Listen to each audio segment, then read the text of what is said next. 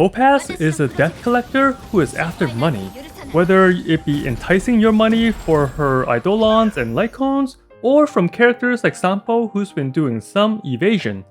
She is out on the hunt, fitting since she is assigned to the hunt path, but half her kit is to make enemies take more damage from follow-up attacks, so actually she is the first DPS support hybrid. She has a gun, a Mo, and an even bigger Mo named Numby. They also got an overworld passive that allows Numby to sniff out nearby treasures, saving you time from hunting them down manually or following treasure guides around the internet. Topaz and Numby works together as a team. Numby gets their own spot on the timeline, similar to the Lightning Lord. Numby's base speed is 80, which is really low, but don't worry about it being that slow. Whenever the marked target gets hit by a follow-up attack, or when Topaz ults, Numby's action gets pushed forward by 50%, and there are two ways to mark a target. You can hit them with Topaz's skill, or when nobody is marked, a random one will be assigned when you attack.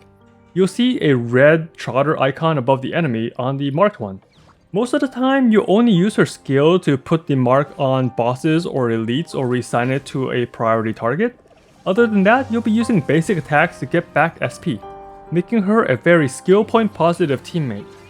One of her traces makes her basic attack count as follow-up, so Numby will still advance and Topaz will still do decent damage without spending points. Topaz's rotation is quite easy. The main trick is to not use her ult too early and waste Numby's advance. Since the buff attack from her ult ends after 2 attacks from Numby, you want to maximize the forward advance and speed ups, so keep an eye out on your timeline. Do not use her ult when Numby's turn is coming up. Other than that, just mark the priority targets with her skill and continue to use basic attacks to gain SP. If you have a lot to spare, then use her skill to do some extra damage. And the last ability is her technique. When activated, Topaz gets a lot of energy on Numby's first attack. Using her technique will also give you more credits or additional fragments and a chance at a curio in the simulated universe. But there's a limit to how many credits you get each day, and it's very minor compared to just doing other stuff, so don't worry too much about using it for that. Her best Lycon is her signature. Even though her Eidolon 1 gives more personal DPS, the flexibility of having a Lycon to switch around with different characters is very hard to beat. This weapon really amplifies her hybrid support role by increasing her personal crit rate and follow-up damage, as well as boosting the team's crit damage.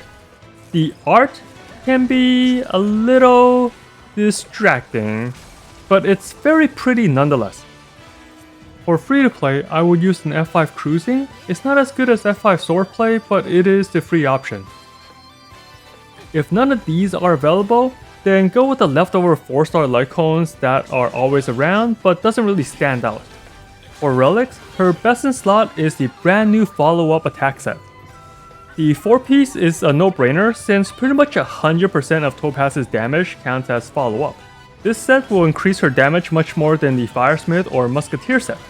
But since this relic is brand new, while you are still farming for the good pieces, as a temp you can use 4-piece Musketeer, 4-piece Firesmith, or a mix of the two. The set bonus doesn't make that much of a difference to her DPS output. The best planetary set is the Inert Sasaro for the bonus follow-up damage. And since Topaz already gets 12% crit rate from traces, the 50% requirement is not that hard to reach. 1 crit chest and you're pretty much there. The alternative will be your typical Space Station set, which is a pretty universal set that works with any DPS. The main and substat that you want to go for are the basic DPS trifecta. You want to focus on crits, attack percent, and speed. Chest main stat should be crit, preferably crit rate if you are using the inert relic. The boots can be either attack or speed. Aim for the 120 or 134 speed breakpoints. And you still want fire damage for the globe and attack percent on the rope. Numby's attack does not naturally give Topaz energy, but some traces and Eidolons do help her get more energy from Numby's attack. But most of the time, you won't get all the benefits from using an energy rope, so stick with the attack one. And this build is very common for most of the DPS units in Honkai Star Rail. Finally, Topaz teams. The more common style is the hybrid DPS with Topaz, another follow-up DPS like Clara or Jin Yuan, a buffer or debuffer, and a sustain. Topaz can finally make Jin Yuan useful once again. Personally, my favorite team is Topaz, Clara, Ting Yun, and a healer. Have Ting Yun use her skill on Topaz and all her ults on Clara. This will pretty much allow 100% uptime on Clara's ult as long as you use Clara's skill every turn. And since Ting Yun, the healer, and Topaz are all very SP positive, it's very easy to keep spending skill points on Clara every turn.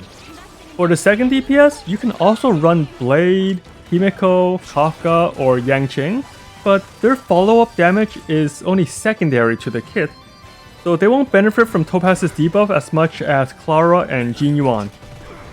And the last finally, you can still run a hyper carry Topaz. It's better with some Eidolons since all those really boost her personal damage, but you can still play it at E0. Team-wise, you have Topaz, Ting Yun, a sustained support, and either Pela or Silverwolf. I always prefer Ting Yun over Asta, unless the enemy is weak to fire, and obviously, I like Silverwolf way more than Pela. Silverwolf is my favorite unit, and not just because she is the best character in the game. But both her and Pela works in most situations. Overall, Topaz is a fun character that is easy to use, have great toughness break, and not greedy for skill points. Thanks for watching, hope you enjoy having the dynamic duo on your team, and as always, have fun out there, Trailblazer.